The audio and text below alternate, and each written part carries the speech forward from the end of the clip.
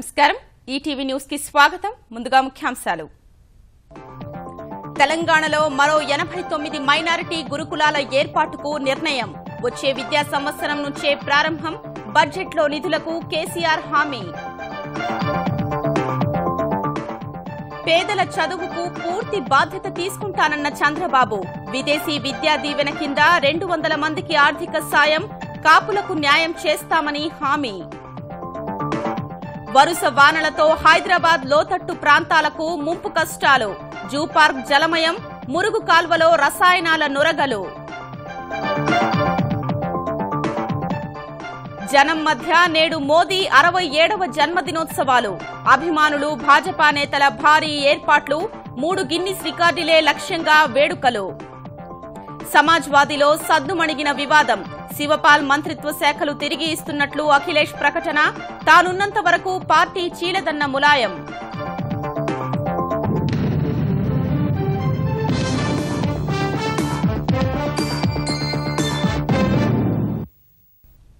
రాష్ట్రంలో మరో 89 మైనార్టీ గురుకుల పాఠశాలలు ప్రారంభించాలని తెలంగాణ ముఖ్యమంత్రి కేసీఆర్ అధికారుల్ని ఆదేశించారు.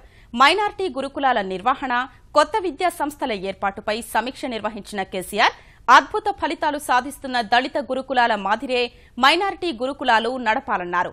అందుకు అవసరమయ్యే బోధనేతర సిబ్బందిని నియమిస్తామన్న ముఖ్యమంత్రి బడ్జెట్లో తగినన్ని నిధులు కేటాయిస్తామని చెప్పారు. ప్రతి అసెంబ్లీ నియోజకవర్గానికి ఒక విద్యా సంస్థ ఉండాలని, ముస్లింలు ఎక్కువగా ఉన్న పట్టణాల్లో 2-3 నెలకొల్పాలని చెప్పారు. హైదరాబాద్లో ఇప్పుడున్న 8 మైనారిటీ గురుకులాలను 20కి పెంచాలన్నారు.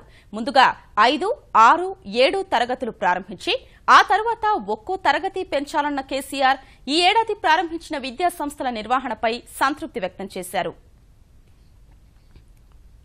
విదేశీ విద్యార్థులు ఆంధ్రప్రదేశ్కు వచ్చి విద్యను అభ్యసించేలా విద్యా వ్యవస్థను తీర్చిదిద్దుతానని ముఖ్యమంత్రి చంద్రబాబు నాయుడు తెలిపారు. విదేశీ విద్యా దీవెన పథకానికి ఎంపికైన 200 మంది విద్యార్థులు, వారి తల్లిదండ్రులు విజయవాడలో సీఎంను కలిసి కృతజ్ఞతలు తెలిపారు. కాపులకు కొన్నేళ్లుగా జరుగుతున్న అన్యాయాన్ని సరిదిద్దే ప్రయత్నం చేస్తున్నామన్న చంద్రబాబు కాపు రిజర్వేషన్లకు సంబంధించి ప్రజా సాధికారిక సర్వే పూర్తయిన తరువాత మంజునాథ కమిషన్కు వివరాలు అందజేస్తామని తెలిపారు. మన పిల్లలు ఇక్కడే కాకుండా ప్రపంచం మొత్తం వారు ఎక్కడ ఎలిజిబిలిటీ వస్తే అక్కడ చదువుకునే విధంగా మీరు ఎవ్వరూ ఊహించుండరు. 10 లక్షల రూపాయలు ఒక్కరికి చదువుకోవాలంటే ఇచ్చిన ఏకైక ప్రభుత్వం తెలుగుదేశం ప్రభుత్వం. 400 మందికి 45 కోట్ల రూపాయలు ఖర్చు పెడుతున్నారంటే మీరు బాగా పైకొచ్చి మీ అమ్మను నాన్న సరిగా చూసుకుంటారని, అట్లా కాకుండా మీరందరూ వచ్చి ఎవరో మాటలు చెప్తే మేము కూడా రోడ్డుకు వచ్చి బస్సుల పైన రాళ్లు వేస్తామంటే మీకే నష్టం వస్తుంది. చదువు ఆపేద్దాం అనుకున్న టైంలో మా పాపకి 10 లక్షల రూపాయలు సహాయం చేసి మా కుటుంబాన్ని మమ్మల్ని నిలిపారు సార్. మీరు మరో 20 సంవత్సరాల పాటు సీఎం గా ఉండి ఈ రాష్ట్రాన్ని ఎంతో అభివృద్ధి చేయాలి సార్. పూర్ ఫ్యామిలీస్ ఉంటారు, వాళ్ళకి చాలా కళ ఉంటది, మా నాన్న ఇది మా కూతురి చదువుతుందండి అని చెప్పుకోవాలనుకుంటారు. అలాగా మీరు చేయగలిగారు సార్. ఎంబీబీఎస్ చదువుకోవాలంటే తల్లిదండ్రులు ఆస్తులు అమ్ముకోవాల్సి వస్తుంది. లో బడ్జెట్ లో ఉన్న ఫ్యామిలీలకు కూడా ఎంబీబీఎస్ చదువుకోవడానికి అర్హత ఇస్తున్న చంద్రబాబు నాయుడు గారికి కృతజ్ఞతలు. ప్రభుత్వ పథకాల అమల్లో కీలకమవుతుందని చేస్తున్న ప్రజా సాధికార సర్వేలో ఎలాంటి లోటుపాట్లు లేకుండా చూసేందుకు ఆంధ్రప్రదేశ్ ప్రభుత్వం ప్రత్యేక పర్యవేక్షణ విభాగాన్ని ఏర్పాటు చేసింది. ఎన్యూమరేటర్లు నమోదు చేసిన వివరాల్ని ఎప్పటికప్పుడు విశ్లేషిస్తున్న అధికారులు అసాధారణ సమాచారాన్ని సూపర్వైజర్లతో తనిఖీ చేస్తున్నారు. వారి కోసం ఓ యాప్ను రూపొందించారు. ఇప్పటి వరకు 1600 మందికి ఒకే ఫోన్ నెంబర్, 475 మందికి మాతృభాష ఆంగ్లం, దాదాపు 40% మంది జనవరిలో జన్మించడం వంటి అంశాల్ని అసాధారణమైనవిగా గుర్తించి మళ్లీ సర్వే చేయిస్తున్నారు.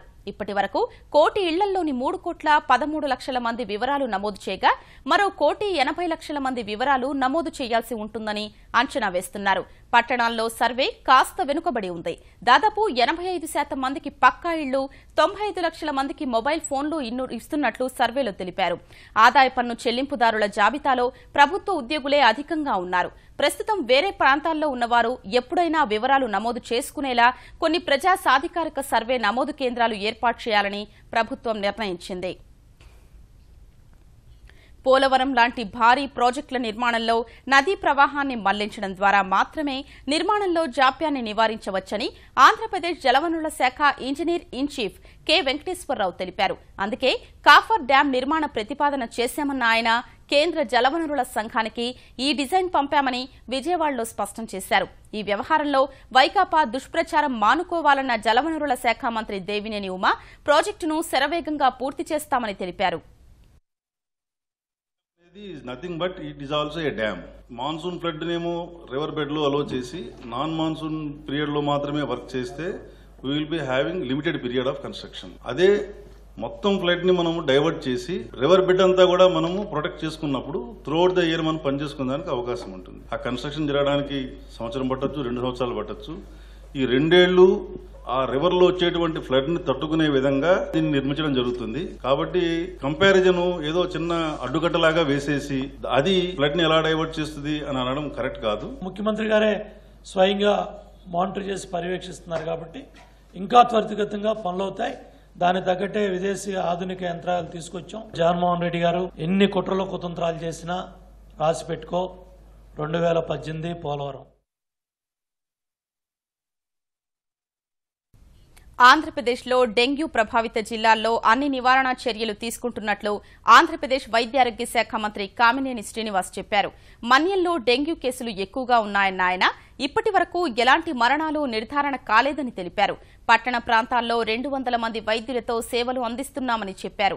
జిల్లాల్లో సంచార వైద్యశాలలు పనిచేస్తున్నాయని, ప్రభుత్వ ఆసుపత్రుల్లో ప్రభుత్వ ప్రైవేటు భాగస్వామ్యంతో మెరుగైన సేవలు అందిస్తామని కామినేని వివరించారు. మండలాల్లో ఇది ఎక్కువగా ఉంది. ప్రతి జిల్లాకి ఒక సీనియర్ ఆఫీసర్ వేసాం. 5 జిల్లాలు ముఖ్యంగా వాళ్ళతో టెలికాన్ఫరెన్స్ తీసుకుని అక్కడ వైద్యాధికారులందరినీ పురమాయించాం. లీవ్లో ఉన్న వాళ్ళందరినీ వెనక్కి పిలిపించుకున్నాం. ఈ అన్ని ప్లేసుల్లోనూ డాక్టర్లు ఉండాలి, మందులు ఉండాలి. అలాగే ఆ సిహెచ్సిలో ఏరియా హాస్పిటల్ వీళ్ళ కోసం కొన్ని ప్రత్యేకమైన బెడ్లు క్రియేట్ చేయమన్నాం. రొమ్ము క్యాన్సర్ పరీక్షల్ని గ్రామీణ ప్రాంతాల్లో నిర్వహించే కార్యక్రమానికి తెలంగాణ ప్రభుత్వం శ్రీకారం చుట్టింది. హైదరాబాద్లోని ఎంఎన్జే క్యాన్సర్ ఆసుపత్రి సహకారంతో మహబూబ్ నగర్ జిల్లా బాదేపల్లి సామాజిక ఆసుపత్రిలో రొమ్ము క్యాన్సర్ను గుర్తించే మొబైల్ పరీక్షల కేంద్రాన్ని వైద్యారోగ్య మంత్రి లక్ష్మారెడ్డి ప్రయోగాత్మకంగా ప్రారంభించారు. మ్యామోగ్రఫీ, ఎక్స్రే, బయాప్సీ యూనిట్లతో రూపొందించిన ఈ ప్రత్యేక వాహనంలో 10 మందితో కూడిన వైద్య బృందం పరీక్షలు నిర్వహించి తగు సూచనలు, అవసరమైన చికిత్స చేస్తుంది. త్వరలోనే అన్ని జిల్లాల్లో జిల్లా స్థాయి రొమ్ము క్యాన్సర్ పరీక్షా కేంద్రాలు ఏర్పాటు చేస్తామని లక్ష్మారెడ్డి తెలిపారు.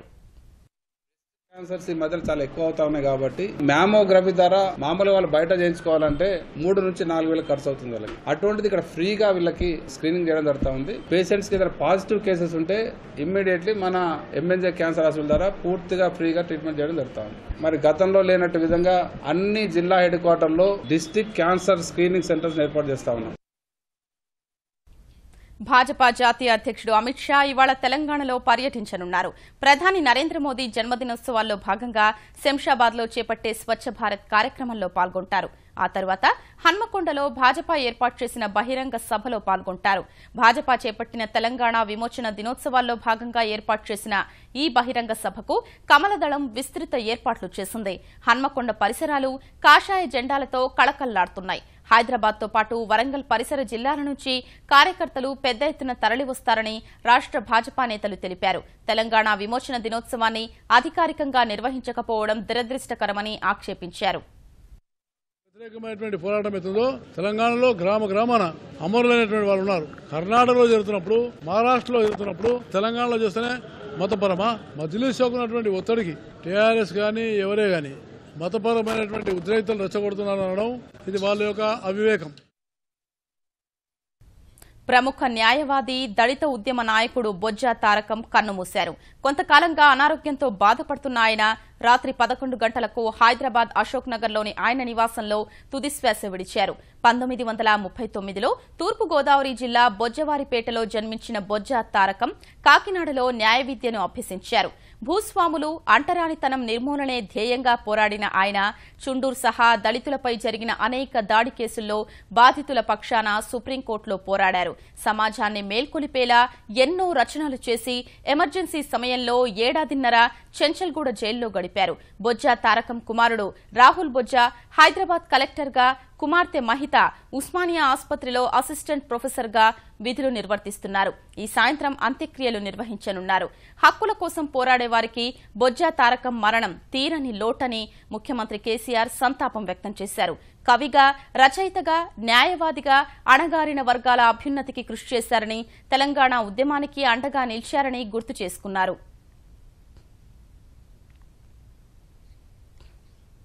హైదరాబాద్లోని నెహ్రూ జంతు ప్రదర్శనశాలను వరద ముంచెత్తింది. వర్షాలకు జూని ఆనుకుని ఉన్న మీరాలం చెరువు నుంచి పొంగిపొర్లిన నీరు దాదాపు 30% ప్రదేశాన్ని ముంచెత్తింది. జంతువులకు ప్రాణ సంకటంగా మారడంతో అధునాతన యంత్రాలతో నీటిని బయటకు వెళ్లగొడుతున్నారు. జూను శుక్రవారం మూసేసిన అధికారులు వరద ముప్పు తగ్గిన తరువాత తెరుస్తామని తెలిపారు. ట్యాంక్ యొక్క వాటర్ ఓవర్ఫ్లో ఇన్లెట్ ఏమో ఎక్కువగా ఉంది, జూలోంచి బయటకు పోయే అవుట్లెట్ ఏమో దాని యొక్క కెపాసిటీ తక్కువగా ఉంది. మేజర్ జూ ఏరియా సో ఒక 30% మొత్తం అంతా కూడా ఇనండేట్ అయిపోయింది, వాటర్ తోటి సబ్మర్జ్ అయిపోయింది. యానిమల్ వెల్ఫేర్ పాయింట్ ఆఫ్ వ్యూలో ఎందుకంటే వాటర్ ఎక్కువగా ఉన్నట్లంటే వాటర్ బోర్ని డిసీజెస్ ఎక్కువగా వస్తాయి. సో మన దగ్గర rarest of the rare animals ఉన్నాయి. సో వాటి యొక్క కన్జర్వేషన్ మాకు ఇంపార్టెంట్ కాబట్టి యానిమల్స్ని బయటికి రిలీజ్ చేయకూడదని చెప్పేసి నిర్ణయించుకున్నాం. హైదరాబాద్ మహానగర పాలక సంస్థ కార్యాలయ సమీపంలోని ప్రధాన కాలువ రాత్రి నురగలు కక్కింది. వర్షాని కాలువకు పోటెత్తిన వరదలో రసాయనాలు కలవడంతో నీరు పెద్ద ఎత్తున తెల్లటి నురగలు కక్కింది. అటువైపుగా వెళ్లిన వాహన చోదకులు ఒకంత ఆందోళనకు గురయ్యారు. సుమారు గంటపాటు ఇలా నురగలొచ్చాయి.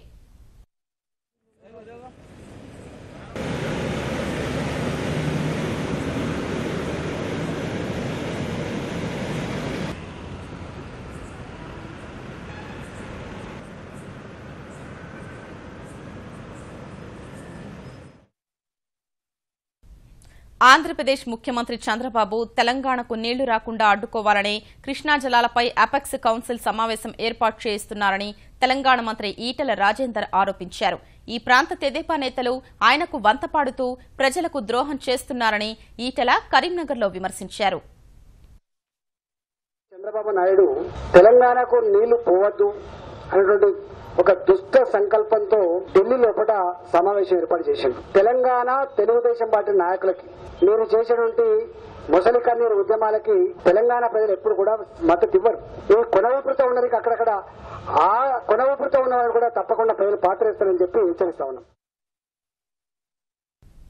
సాగునీటి ప్రాజెక్టుల విషయంలో చేసిన తప్పులు కప్పిపుచ్చుకునేందుకు ముఖ్యమంత్రి కేసీఆర్, మంత్రులు తలో రకంగా మాట్లాడుతూ ప్రజల్ని గందరగోళానికి గురి చేస్తున్నారని తెలంగాణ తెలుగుదేశం కార్యనిర్వాహక అధ్యక్షుడు రేవంత్ రెడ్డి విమర్శించారు.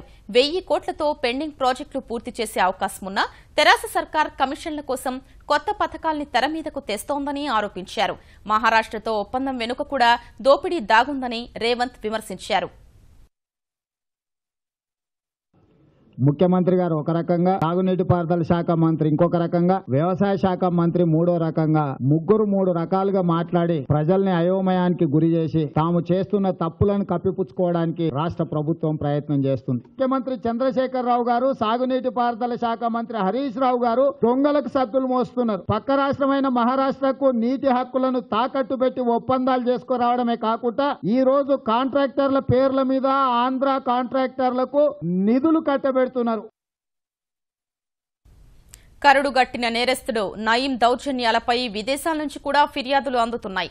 నయీం నుంచి ప్రాణభయంతో దుబాయ్లో తలదాచుకుంటున్న హైదరాబాద్ కు చెందిన వైద్యుడు రమేష్ గౌడ్ తగిన న్యాయం చేయాలని SIT IG Nagireddy, Rachakonda police commissioner Mahesh Bhagwat కు ఫోన్లో ఫిర్యాదు చేశారు. ఆసుపత్రి ఏర్పాటుపై భాగస్వామితో విభేదాలు తలెత్తగా జోక్యం చేసుకున్న నయీం తనను అపహరించి చిత్రహింసలకు గురిచేశాడని రమేష్ పోలీసులకు వివరించారు. ఈ కేసులో పోలీసులకు ఎన్నిసార్లు ఫిర్యాదు చేసినా పట్టించుకోనందున దుబాయ్లో తలదాచుకుంటున్నట్లు రమేష్ తెలిపారు. ఈ కిడ్నాప్ లో నయీం గ్యాంగ్ కూడా ఇన్వాల్వ్ అయింది. భూమినని దగ్గరని మరియు భర్త రమేష్ బాబు ఈ నయీం గ్యాంగ్ ద్వారానే వాళ్ళను సంప్రదించి వాళ్ళ ద్వారా నన్ను కిడ్నాప్ చేయించి నన్ను తీవ్రంగా కొట్టించారు. సో నయీం ఆ రోజులో నయీం భయంతోనే నేను కంప్లైంట్ లో నయీం అని పేరు చెప్పలేకపోయాను. దీంతో పోలీసుల సపోర్ట్ లేక తీవ్ర భయాందోళనకు గురైన నేను ప్రాణ భయంతో దుబాయ్ వచ్చి ఇక్కడ బ్రతకాల్సి వస్తుంది. మెదక్ జిల్లా కుకునూరుపల్లి ఎస్ఐ రామకృష్ణారెడ్డి ఆత్మహత్య వ్యవహారంలో డీఎస్పీ సీఐపై కేసు ఎందుకు నమోదు చేయలేదని హైకోర్టు ప్రశ్నించింది. రామకృష్ణారెడ్డి మృతిపై సీబీఐ విచారణ జరిపించాలని ఎస్ఐ భార్య దాఖలు చేసిన పిటిషన్పై విచారణ జరిపిన న్యాయమూర్తి డీఎస్పీ సీఐ మామూళ్ల కోసం వేధించినందుకే చనిపోతున్నట్లు ఆత్మహత్య లేఖలో పేర్కొన్నందున వారిపై కేసు ఎందుకు నమోదు చేయలేదని ప్రశ్నించారు.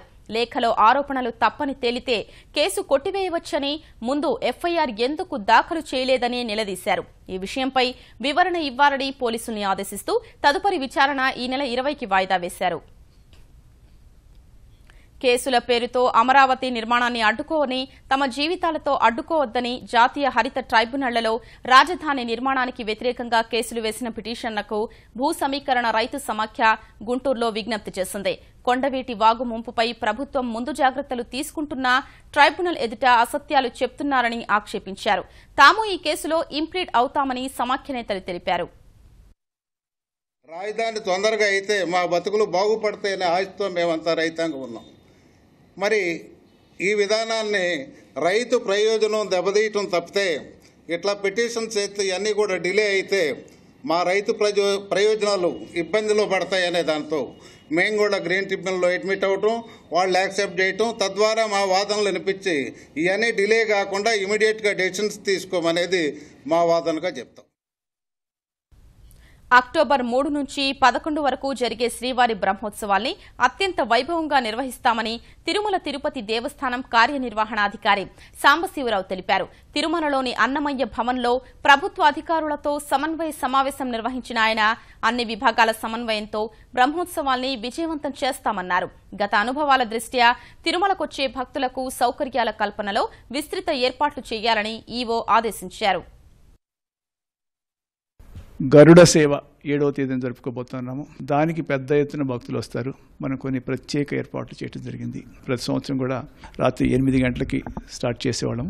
ఈసారి 7:30కి మొదలెట్టినైతే కొంత సులభంగా ఉంటుందనే ఉద్దేశంతో మనం ఆ చర్య తీసుకున్నాము. మరి తిరుమల వచ్చిన భక్తులందరికీ కూడా ప్రసాదం గురించి కానీ, అన్న ప్రసాదం కానీ, కళ్యాణ కట్లో కానీ ఏ విధమైన ఇబ్బందులు లేకుండా ఉండే విధంగా మనం చర్యలు తీసుకుంటా ఉన్నాం. గ్రామీణ ప్రాంతాల్లో సేవలందించేందుకు త్వరలోనే దేశవ్యాప్తంగా 55,000 మంది తపాలా సిబ్బంది నియామకం చేపడతామని తపాలా శాఖ కార్యదర్శి సుధాకర్ తెలిపారు. ఆన్లైన్ ద్వారా పూర్తి పారదర్శకంగా ఉద్యోగాల భర్తీ చేపడతామన్నారు. నాణ్యమైన పారదర్శకమైన సేవలు అందించడానికి అధిక ప్రాధాన్యం ఇస్తామన్న ఆయన తమ శాఖ పరిధిలో కలిగే ఇబ్బందుల్ని తొలగించడానికి 1924 నెంబర్ను ఏర్పాటు చేశామని హైదరాబాద్లో వెల్లడించారు. ఇప్పుడు మేము సోలార్ పవర్ని ఎందుకు హార్నెస్ చేయకూడదు, దాని మీద కూడా మేము దృష్టి సారించాం. దానికని మా డాక్ భవన్ అంటే మా హెడ్ క్వార్టర్స్ ఉంది, దాని మీద ఒక proposal ministry of non conventional energy వాళ్ళతో మాట్లాడి ఒక ప్రపోజల్ తెప్పించాం. దాదాపు ఒక 160 కిలోవాట్ జనరేట్ చేయాలని. దానివల్ల మాకేమవుతుందంటే ఒక 25 ఏళ్లు ఎనర్జీ ఆ సిస్టమ్ని మేము ఇంప్లిమెంట్ చేసిన 25 ఏళ్లు మాకేం ఖర్చు ఉండదు. సినీ పర్యాటక రంగంలో 20 ఏళ్లుగా రామోజీ ఫిల్మ్ సిటీ అద్భుత సేవలు అందిస్తోందని ఫిల్మ్ సిటీ ముఖ్య కార్యనిర్వహణాధికారి రాజీవ్ జల్నాపుర్కర్ అన్నారు. ఢిల్లీలో జరిగిన global conference of film tourism సదస్సులో పాల్గొన్న ఆయన ఈ రంగంలో రామోజీ ఫిల్మ్ సిటీ నైపుణ్యాన్ని వివరించారు. వందల కొద్దీ సినిమా చిత్రీకరణలు ఏటా ఫిల్మ్ సిటీలో జరుగుతున్నాయన్న ఆయన ఆ సినిమా సెట్టింగ్లు ఫిల్మ్ సిటీకొచ్చే పర్యాటకులకు చూపించడం ద్వారా వాళ్లకు అరుదైన అనుభూతిని అందిస్తున్నట్లు తెలిపారు. ఫిల్మ్ సిటీలోని జీవ వైవిధ్యాన్ని ఆ సదస్సులో పుర్కర్ వివరించారు. is the one which is practicing this film tourism for last 20 years. So, they had requested us to come and present the activities which has been happening at Ramoji Film City. We believe films brings tourism, and tourism also grows with a new films which keeps coming. ప్రధానమంత్రి నరేంద్ర మోదీ 67వ పడిలోకి అడుగుపెట్టారు. సొంత రాష్ట్రం గుజరాత్లో ప్రజల మధ్య పుట్టినరోజు జరుపుకునేందుకు రాత్రే అహ్మదాబాద్ చేరుకున్న మోదీ తొలుత తల్లి హీరాబాన్ ఆశీర్వాదం తీసుకుంటారు. అనంతరం పలు అభివృద్ది కార్యక్రమాల్లో పాల్గొంటారు. మధ్యాహ్నం నౌసారీలో ప్రధాని మోదీ దివ్యాంగులకు ఉపకరణాలను బహూకరిస్తారు. మోదీ జన్మదిన వేడుకలు ఘనంగా నిర్వహించేందుకు భాజపా నేతలు, అభిమానులు భారీ ఏర్పాట్లు చేస్తున్నారు. కనీసం 3 గిన్నిస్ రికార్డులు నమోదు చేయాలని సంకల్పించారు. శక్తి ఫౌండేషన్ అనే స్వచ్ఛంద సంస్థ ఓ బేకరీతో కలిసి 2.5 టన్నుల బరువున్న భారీ కేకు తయారు చేయిస్తోంది. మోదీ పుట్టినరోజుకు ఒక రోజు ముందే నవ్సారీలో 989 మంది దివ్యాంగులు ఒకేసారి నూనె దీపాలు వెలిగించి ప్రపంచ రికార్డు నెలకొల్పారు.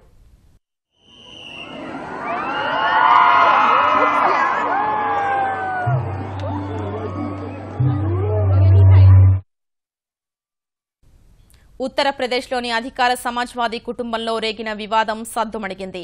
బాబాయ్ అబ్బాయి మధ్య పార్టీ అధ్యక్షుడు ములాయం రాజీ మంత్రాంగం ఫలించింది.